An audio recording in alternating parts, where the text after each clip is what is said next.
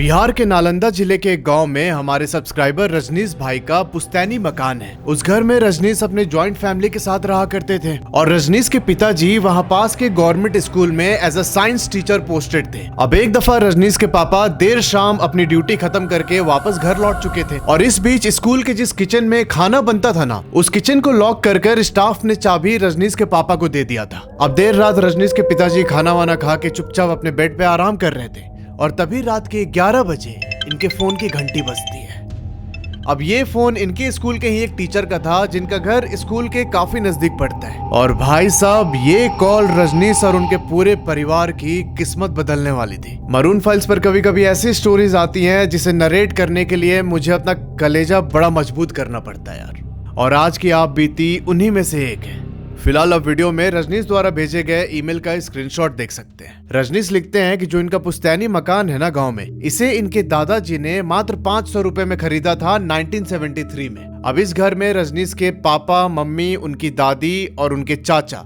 और साथ ही रजनीश की 3 बड़ी बहनें रहती थी। अभी देखो, आज के टाइम पे रजनीश की उम्र है 18 साल, पर ये सारी बातें जो मैं आपको बताने जा रहा हूँ ये 2012 से स्टार्ट हो जाती है। अब उस वक्त रजनीश 4-5 साल के रहे होंगे और इनको ना पेट एनिमल्स का बड़ा शौक था। जो कुत्तों के छोटे छोटे बच्चे होते हैं उनसे रजनीश का बड़ा लगाव रहता था। अब यहाँ से सिलसिला शुरू होता है रजनीश के जिद का। ये अपने पापा से हमेशा बोलते हैं कि मेरे लिए एक पेट डॉग लेके आ जाओ, मैं उसके साथ खेलूंगा, मुझे उसके पालना है, उसको घर में रखना है। तब इसके पापा एक छोटा सा पेट डॉग लेके आते हैं रजनीश के लिए। अब रजनीश भी काफी खुश, इनका बहुत ज्यादा मन लगने लगा उस पपी के साथ। पर जब वो पपी इनके घर पे आया उसके ठीक 1.5 महीने के बाद एक सुबह जब रजनीश सो के उठते हैं तो भाई ये पाते हैं कि जो इनका पपी है ना, इनके रूम के जस्ट बाहर मरा पड़ा है। उसके मुंह से एकदम झाग जैसा निकल रहा था। अब जैसे रजनीश ने देखा ये चीज, भाई वो रोने लगा जोर जोर से। वो पापा को फिर से जिद करने लगा कि मुझे अभी दूसरा लाके दो। अब 2 दिन के बाद इनके पापा एक दूसरा पपी लेके आते हैं, पर वो पपी भी 3 महीने के अंदर ही मर जाता है, ठीक उसी तरीके से उल्टी करके। अब इसके बाद जब तीसरा डॉग इनके पापा लेके आए और वो भी मर गया 2 महीने के अंदर, तब इनके पापा ने बोला कि ये जो हमारा घर है ये कुत्तों के लिए सूटेबल नहीं लग रहा है, तो अब से इस घर में हम कोई डॉग वगैरह नहीं लेके आएंगे। अब ये डिसाइड होने के बाद जब रजनीश बहुत ज्यादा रोने लगा, तब इनके पिताजी ने बोला कि ठीक है, मैं एक तोता लेके आके घर में रखता हूँ, तुम उससे खेल लेना। यहाँ इसके पापा एक तोता खरीद के लाते हैं और भाई वो तोता ठीक 3 दिन के बाद मर गया। ये लोग जब सुबह सो के उठे तब इन्होंने देखा कि भाई उस तोते की ना गर्दन मरोड़ रखी है किसी ने। अब अपने उस पेट पैरेट के मरने के 1 महीने तक रजनीश ने कोई जिद नहीं की, पर फिर उसके बाद उन्होंने पापा से बोला कि कबूतर के बच्चे आप ला दीजिए मेरे लिए 2, मैं उसके लिए ऊपर छत पे घर बनाऊंगा और वहीं रहेंगे वो, घर के अंदर मैं नहीं लेके आऊंगा, हो सकता है हमारे घर में कुछ प्रॉब्लम हो रही हो। इसके पापा 2 कबूतर के छोटे छोटे बच्चे लेके आते हैं। रजनीश ने उनके लिए ऊपर छत पे घर भी बनाया और 1 महीने तक वो कबूतर के बच्चे बड़े आराम से वहां पे रह रहे थे। पर ठीक 1 महीने के बाद जो वो कबूतर के बच्चे थे उन्होंने रजनीश द्वारा बनाए गए घर में रहना बंद कर दिया। ये इसके घर के पास से एक पोल गुजरती थी, उस पोल पे तार था बिजली का, उधर जाके बैठा करते। रजनीश कितना भी बुलाता, कितना भी दाना डालता, कुछ भी करता, पर ये छत पे आते ही नहीं इसके पास। इसके ठीक 1 दिन पहले तक बहुत ये एकदम उनके साथ खेलता था। रजनीश लिखते हैं कि ऐसा लग रहा था कि उन कबूतरों को ना किसी ने मना कर दिया है, ऐसे इंस्ट्रक्शन देके कि इस घर से दूर रहना। इनफैक्ट वो कबूतर इनके घर के ऊपर से उड़ते भी नहीं थे। जब ये सारी बातें घर वालों को पता चली तो सब बड़े यार आश्चर्यचकित हुए कि ये क्या हो रहा है। वो कबूतर रात के टाइम वहीं बिजली के पोल पे रहते और सुबह होने के बाद वहां से उड़ जाते। और फाइनली कुछ दिनों के बाद उन्होंने उस बिजली के खंभे पर भी बैठना बंद कर दिया। जब रजनीश ने देखा कि भाई 2 दिन हो गए मेरे कबूतर यहाँ पे आए नहीं, क्योंकि एटलीस्ट वो सेटिस्फाई होता था कि भाई ठीक है, छत पे खड़े होके उसने ऐसे देख लिया शाम के टाइम अपने कबूतरों के यहाँ पे बैठे हुए, तो उसके आत्मा को थोड़ी संतुष्टि मिलती थी। पर जब रजनीश ने देखा कि भाई 2 दिन से यहाँ कबूतर मेरे आए ही नहीं है, तब ये बहुत एकदम छटपटा के रोने लगता है। अपने पापा से फिर से जिद करता है कि दूसरा ला दो, पर इसके पापा ने मना कर दिया कि नहीं बेटा, अब हम यहाँ पर इस घर में कोई भी जानवर नहीं लाएंगे। अच्छा, एक बार उस गांव का थोड़ा सा माहौल समझना। रजनीश लिखते हैं कि हमारे गांव में ऐसी कोई स्ट्रीट लाइट नहीं है, पर जो मून की लाइट है उससे हमारा गांव जो है पूरे रात भर रोशन रहता था। मतलब कुछ ज्यादा ही इंटेंसिटी की लाइट पड़ती थी हमारे गांव में, और उस टाइम तक बहुत ज्यादा फ्रिक्वेंटली लाइट भी नहीं आती थी। रजनीश बताते हैं कि रात के 8 बजे तक सारे गाँव वाले खाना वाना खा के अपने घर में सो जाते थे।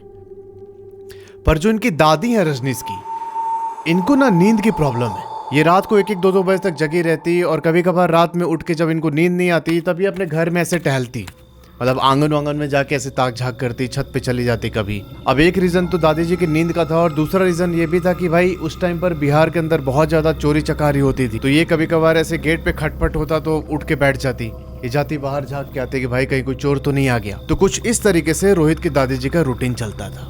अच्छा, दादी के बारे में एक चीज और जानना जरूरी है कि उन्हें पेड़ पौधे लगाने का बड़ा शौक था, तो उन्होंने अपने घर के कंपाउंड के अंदर ही एक आम का पेड़, 4 अमरूद के पेड़, एक नींबू का पेड़, 2 सहजन के पेड़ और 1 सहतूत का पेड़ लगा रखा था। अब रोहित लिखते हैं कि गर्मियों के टाइम बहुत बार जब लाइट बहुत देर देर तक कटी रहती है और नीचे बहुत ज्यादा गर्मी होती घर के अंदर, तो मैं अपने मम्मी पापा से जिद करता कि यार चलो वहाँ छत पे चल के सोते हैं। इनके पापा तो मान जाते, पर इनकी मम्मी को अस्थमा की प्रॉब्लम थी, तो बहुत बार इनके पापा इनकी मम्मी को मना करते कि नहीं तुम नीचे ही सो, तुम ऊपर मत आओ, क्योंकि तुम सीढ़ी चढ़ोगे तो तुम ऐसे हाँफने लगती हो। पर इनकी दादी बहुत एक्टिव थी, वो तुरंत छत पर चढ़ जाया करती। अब इसी बीच एक गर्मी की रात रजनीश के पापा, रजनीश और दादी, ये तीनों लोग छत पे सोए हुए थे। छत के ऊपर दादी जी का खाट लगा था।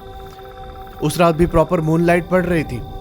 रात को सब लोग खाना वाना खा के बड़े आराम से ऊपर छत पे सो गए, और जब सुबह हुई तब दादी ने सबके सामने एक बात बोली।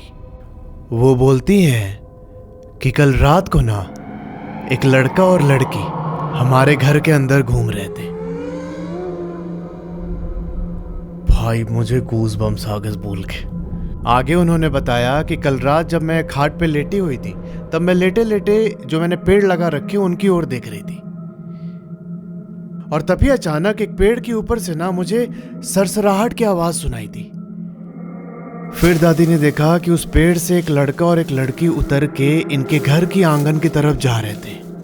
अब उस टाइम पर दादी ने कुछ शोर नहीं मचाया, ये बस एक टक उनकी ओर देखते रही कि भाई ये क्या मूवमेंट कर रहे हैं। दादी बताती हैं कि वो लग तो इंसान जैसे रहे थे, पर वो इंसान थे नहीं। अब ये सारी बातें रजनीश की दादी जी ने इनके पापा को बताई। रजनीश के पापा ठहरे भाई साइंस के टीचर, इन्होंने इस पूरे बात को एकदम सिरे से खारिज कर दिया कि आपको तो ऐसे ही नींद आता नहीं है रात को, आपकी आदत है, आप उठ के इधर उधर देखते रहते हो, तो क्या पता कुछ ऐसे बुरा सपना देखा होगा या फिर आपकी कोई गलत फहमी होगी। ऐसे अगर कोई पेड़ से उतरता तो हम लोग को भी सुनाई देता ना, हम लोग भी ऊपर ही सोए हुए थे। अब यहाँ रजनीश के पिताजी ने उस बात को तो नकार दिया, पर जो रजनीश था उससे समझ में आ रहा था कि भाई दादी एकदम सच बोल रही है। अब ये क्या करने लगा कि हर रात अपने रूम से उठ के खिड़की के बाहर देखने लगता उस पेड़ की तरफ। पर रजनीश लिखते हैं कि मुझे रात की जो चिड़िया होती है उसके अलावा और उल्लू के अलावा कुछ और दिखाई नहीं दिया आज तक। अब ये दिन ऐसे ही कट रहे थे, और इसी बीच रजनीश के पिताजी ने डिसाइड किया कि भाई हम घर के अंदर एक नया रूम बनवाएंगे। अब अपने घर वालों से डिस्कशन करने के बाद एक दिन रजनीश के पिताजी ने अपने घर के बाहर पूरी जो गिट्टी होती है, बालू, सीमेंट, छड़, जो भी चाहिए होता था रूम बनाने के लिए, वो पूरा रॉ मटेरियल गिरवा दिया। अब जिस दिन इन्होंने घर बनाने का रॉ मटेरियल गिरवाया, उसी रात इनके आंगन में एक जो पेड़ था अमरूद का, उस पर कुछ होता है। जब ये सब लोग सो रहे थे घर में, तब रात के 2:30 बजे इनको उस पेड़ पे से ना एक बिल्ली की बहुत बुरी तरीके से रोने की आवाज आने लगी। अब उस आवाज की वजह से इनकी नींद खुल जाती है। रजनीश के पिताजी वेट कर रहे थे कि अभी थोड़ी देर के बाद ये चुप हो जाएगी, पर वो बिल्ली पिछले 1 घंटे से रोई जा रही है। अब इनके पिताजी को अगली सुबह ड्यूटी भी जाना था स्कूल में, तो इन्होंने सोचा कि भाई अगर ये ऐसे ही रोते रहेंगे तो रात को मेरा पूरा नींद खराब हो जाएगा। अब ये घर से बाहर निकले और इन्होंने बिल्ली को डंडे वंडे से मार के वहां से भगा दिया। पर वो बिल्ली करती क्या है कि उनके घर की जो पड़ोस में घर था उसकी छत पर जाके बैठ गए और वहां से और तेज आवाज में रोने लगी। अब अगली सुबह इनके पापा उठ के स्कूल चले जाते हैं और इनका जो है नॉर्मल रूटीन शुरू हो जाता है।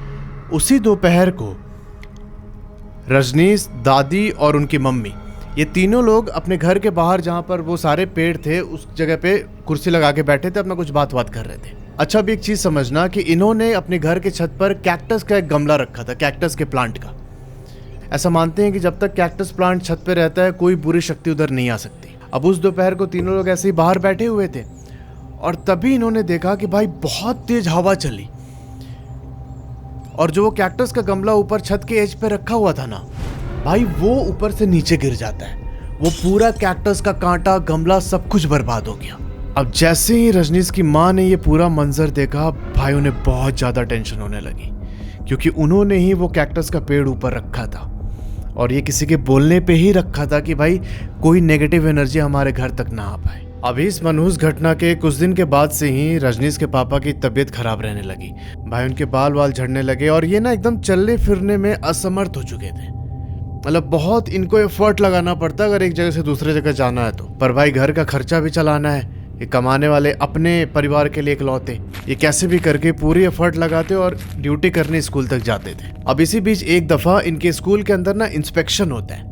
बाहर से लोग आए थे वहां पे देखने की भाई कैसे सब कुछ सही से चल रहा है कि नहीं, खाना वाना सब सही बनता है कि नहीं यहाँ पे। अब इस इंस्पेक्शन के चक्कर में रजनीश के पापा को ज्यादा देर तक रुकना पड़ा स्कूल के अंदर। इनके जो बाकी जूनियर टीचर्स थे वो तो पहले ही घर चले गए, पर इनको लास्ट तक कुछ काम निपटाना था और उस चक्कर में बच जाते हैं रात के 8। अब अपना पूरा काम खत्म करने के बाद रजनीश के पापा फाइनली स्कूल से घर आने के लिए तैयार थे। अब इस स्कूल से घर आने के बीच पड़ता है खेत वाला रास्ता, कच्ची सड़क, ना ही प्रॉपर उस समय इंफ्रास्ट्रक्चर था, ना ही कोई लाइट, ऊपर मून लाइट था और नीचे हाथ में टॉर्च। इसी के सहारे रजनीश के पापा स्कूल से घर लौट रहे थे।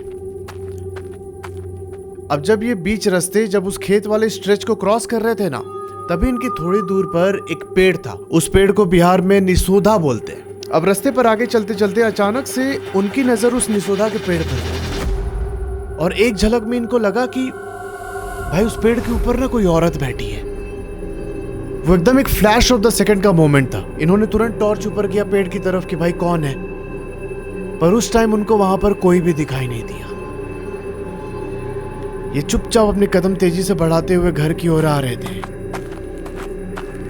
और अपने घर पहुंचने से कोई 250 मीटर पहले इनको सुनाई देता है कि भाई एक औरत पीछे से इनका नाम पुकार रही है। उसने 2 बार रजनीश के पापा का नाम लिया, पर इन्होंने कुछ रिस्पॉन्ड ना करते हुए सीधा तेजी से अपने कदम घर की ओर बढ़ाए। ये घर जाकर अपनी पत्नी को सारी बात बताते हैं और उनकी बात सुनकर रजनीश की मम्मी बहुत ज्यादा चिंता में आ गई। अब जैसे जैसे टाइम आगे बढ़ रहा था, रजनीश के पिताजी की तबीयत और ज्यादा खराब रहने लगी। अब ये सिचुएशन ऐसी हो चुकी थी कि भाई ये रेगुलर पढ़ाने भी नहीं जा पाते स्कूल। जब इनकी तबीयत अलाउ करती तभी ये स्कूल जाते थे। अब इसी दौरान एक दिन ये स्कूल पहुंचे पढ़ाने के लिए और पढ़ा के देर शाम ये घर वापस लौट रहे थे।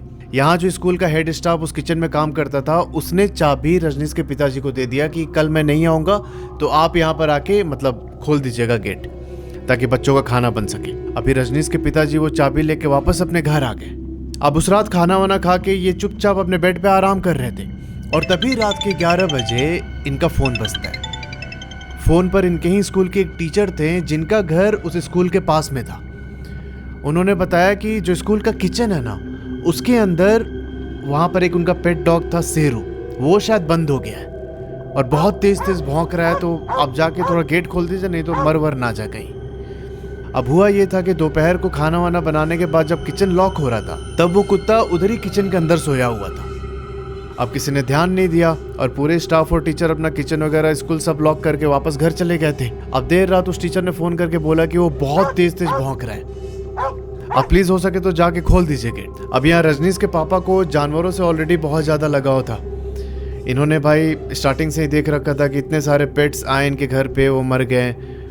अब एक और कुत्ते की मौत की जिम्मेदारी ये अपने सर पर नहीं लेना चाहते थे। इनका मन तो नहीं मान रहा था जाने का, पर फिर भी हिम्मत करके इन्होंने अपना टॉर्च उठाया और स्कूल की ओर जाने लगे। अभी जब ये घर से स्कूल की ओर जा रहे थे, तब ना बीच रास्ते में एक छोटा सा एकदम पोखरा जैसा पड़ता है। पोखरा बोले तो एकदम छोटा तालाब, ठीक है। अब वो एकदम रोड के साइड से ही लगा हुआ था। उसे क्रॉस करके इसके पिताजी आगे बढ़ रहे हैं और तभी इनकी नजर पड़ती है पोखरे के साइड पे। भाई ये देखते हैं कि वहां पर एक ना मछली पड़ी हुई है बड़ी सी, और वो मतलब अभी जिंदा और ऐसे हिल रही है। तो इन्होंने सोचा कि भाई इस मछली को उठा के यहाँ पास में रख देता हूँ और जब मैं वापस लौटूंगा तब इसे अपने बच्चे के लिए लेके जाऊंगा। हम लोग कल इसको कुक करेंगे और जो मेरा बेटा है वो खाएगा, क्योंकि रजनीश को ऐसे चिकन मटन मछली सब बहुत पसंद था। अब इन्होंने उस मछली को उठा के पास के एक गड्ढे में रख दिया जिसके अंदर थोड़ा बहुत पानी था, और इन्होंने मतलब प्रॉपर तरीके से छुपा दिया था कि भाई कोई इसे और ना लेके जाए। अभी रजनीश के पापा स्कूल पहुंचते हैं, वहां पर इन्होंने किचन का डोर खोला और शेरू जो इनका कुत्ता था वहां पर, पेट कुत्ता, उसको बाहर निकाला। अब शेरू यहाँ उनके साथ ही वापस घर तक आ रहा था। अब आते टाइम रजनीश के पापा उस गड्ढे के पास पहुंचते हैं जहां पर इन्होंने मछली छुपा रखी थी, और ये अभी उस गड्ढे की तरफ जा ही रहे थे मछली निकालने के लिए कि तभी जो शेरू था ना, वो गड्ढे के पास देख के बहुत तेज तेज भौंकने लगता है, और कुछ देर भौंकने के बाद वो एकदम तेजी से स्कूल की तरफ भाग गया। अब रजनीश के पापा को समझ नहीं आया कि भाई क्या हो गया, ऐसे क्यों भौंक रहा है और भाग क्यों गया शेरू यहाँ से। इन्होंने आसपास टॉर्च मारा पर इन्हें कुछ दिखाई नहीं दिया। अब यहाँ रजनीश के पापा पहुंचते उस गड्ढे के पास उस मछली को साथ लाने के लिए, और भाई इन्होंने पाया कि वहां पर मछली की जगह ना सिर्फ उसका कांटा है। ऐसा लग रहा था कि किसी ने उस मछली को बैठ के बहुत तसल्ली से खाया है और खाने के बाद उसका कांटा उधर ही छोड़ दिया। भाई ये पूरा मंजर देख के रजनीश के पापा बहुत ज्यादा डर गए। ये तेजी से अपने कदम घर की ओर बढ़ाते और घर आके इन्होंने मम्मी को ये बात बताई कि भी ऐसा ऐसा हुआ। और भाई रजनीश लिखते हैं कि देखते ही देखते जैसे मेरे पापा को ना कोई खा सा गया। अगले 2 महीने के अंदर तबीयत खराब होने की वजह से उनकी डेथ हो गई। अब यहाँ रजनीश और उनकी फैमिली बहुत बेसहारा हो चुकी थी। रो रो के इनका एकदम बुरा हाल हो रखा था। अब जो यहाँ रजनीश की दादी थी वो बहुत ज्यादा उदास रहने लगी। अपना मन बहलाने के लिए ज्यादातर टाइम ये अपने बगीचे में बिताती जहाँ पर इन्होंने पेड़ लगा रखे थे। अब इसी दौरान एक दोपहर को जब ये पेड़ के ऊपर चढ़ रही थी, दादी बहुत फिट थी अभी भी, ये पेड़ के ऊपर चढ़ रही थी कुछ फल वल तोड़ने के लिए, और वहाँ से उनका पैर फिसलता है। पैर फिसलने की वजह से वो नीचे गिरी और उनके सर में चोट आ गया। अब जब इनको डॉक्टर को दिखाया गया तब डॉक्टर ने बोला कि इनके ब्रेन में थोड़ी ब्लड क्लॉटिंग हो रखी है, मैं दवाई वगैरह लिख रहा हूँ और फाइनली जो है इसका ट्रीटमेंट करना पड़ेगा प्रॉपर तरीके से। पर भाई होता क्या है कि उस चोट लगने के सिर्फ 4 महीने के बाद ही दादी जी की भी डेथ हो जाती है। अब जिस दिन दादी जी की डेथ हुई उसके ठीक 1 दिन पहले इन्होंने अपने घर वालों को बोला कि जब मैं रात को सोती हूँ ना तो मुझे ऐसा लगता है कि मेरे खाट के नीचे कोई लेटा हुआ है और वो मुझे घूरते रहता है पूरे टाइम।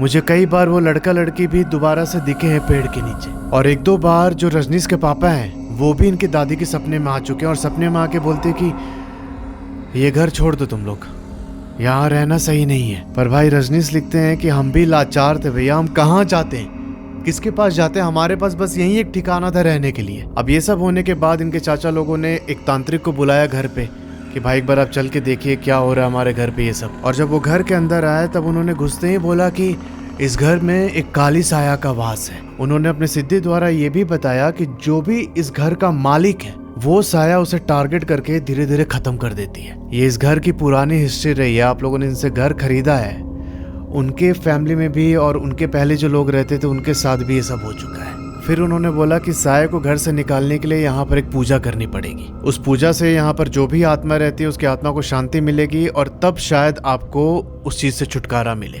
तांत्रिक ने यहाँ पर एक बकरा और कबूतर के साथ कुछ और पूजा सामग्री की लिस्ट बनवाई और बोला कि इन दोनों की बलि देनी होगी उस आत्मा को शांत करने के लिए। यहाँ पर उस तांत्रिक ने एक शर्त रखी थी कि जब ये पूजा होगा ना तो मैं एक दीप जला के रखूंगा और पूजा होने के पूरे टाइम तक वो दीप जलते रहना चाहिए, किसी कीमत पर उसकी लौ नहीं बुझनी चाहिए। अब रजनीश लिखते हैं कि तांत्रिक के बताए अनुसार पूजा शुरू हो गई और पूजा शुरू होते टाइम पूरा आसमान क्लियर था, वेदर एकदम साफ, नॉर्मल डे था बिल्कुल। धीरे धीरे पूजा शुरू हुई, सब कुछ एकदम सही चल रहा था।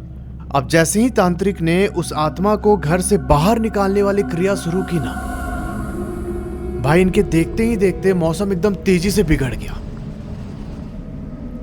पूरे गांव में एकदम आंधी तूफान बारिश चालू हो गई। अब यहाँ रजनीश के चाचा और गांव के लोगों ने ऊपर तिरपाल डाल के उस बारिश के इम्पैक्ट को कम करने की कोशिश की कि भाई जो ये दिया जल रहा है ये ना बुझे और जो तांत्रिक ये पूरा क्रिया कर रहे हैं इसमें कोई बाधा ना पड़े। अच्छा, अब यहाँ होता ये है कि धीरे धीरे रजनीश के घर के आसपास के जो घर थे ना उन एरियाज में बारिश एकदम कम हो चुकी है, पर सिर्फ रजनीश के घर के ऊपर एकदम तेजी से बारिश हो रही थी, साथ में बिजली कड़कना, आंधी तूफान, और ऐसा लग रहा था कि भाई इस चीज को क्रिएट किया गया है, ये कोई नेचुरल इवेंट नहीं था। अब ये सारे लोग पूरी ताकत के साथ वो त्रिपाल और सब कुछ पकड़े खड़े थे कि भाई कैसे भी करके ये पूजा खत्म हो जाए बस। पर भाई जो वो स्पिरिट थी ना वो बहुत ज्यादा पावरफुल निकली। मतलब इतनी तेज बारिश और आंधी तूफान हो गया कि वो पूरा त्रिपाल उड़ गया, जो पूजा कर रहे थे तांत्रिक वो पूरा पूजा बिखर गया और उसके साथ ही जो इन्होंने दीप जला रखा था वो भी बुझ जाता है। यहाँ पर तांत्रिक ने जो भी प्रयास किया वो सब विफल हो चुका था। वो तांत्रिक ने बोला कि आप लोग इस घर को जितना जल्दी हो सके छोड़ दीजिए, इसी में आपकी भलाई है। रजनीश के जो चाचा जी थे इन्होंने तो मतलब उस घर के कंपाउंड के बाहर अपना एक दूसरा घर बनवा लिया था, पर रजनीश के पापा की फैमिली अभी भी इस घर में रह रही थी। रजनीश आगे लिखते हैं कि पिछले 7 सालों से वो घर बंद पड़ा है, आज हम दूसरे जगह पे रहते हैं और कभी कभार जो इनकी बड़ी दीदी और इनकी बुआ है वो सुबह के टाइम कभी कभार चली जाती घर में थोड़ा पूजा वूजा करके और 2-3 घंटे मतलब रहने के बाद वापस अपने घर में आ जाती।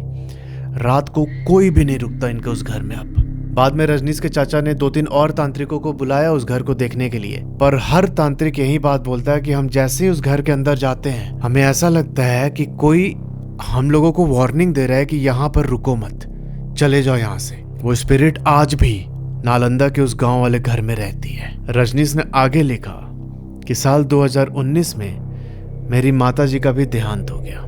ये बहुत ट्रैजिक स्टोरी थी यार। मतलब आई होप रजनीश भाई को भगवान बहुत शक्ति दे और वो स्ट्रांगली अपनी लाइफ को आगे लेके जाए। ये पूरी आप बीती थी। अगर आपके जानने भी ऐसा कोई इंसिडेंट हुआ है तो नीचे जो ईमेल आईडी आ रहा है उस पर अपनी कहानी मुझे भेज सकते हैं।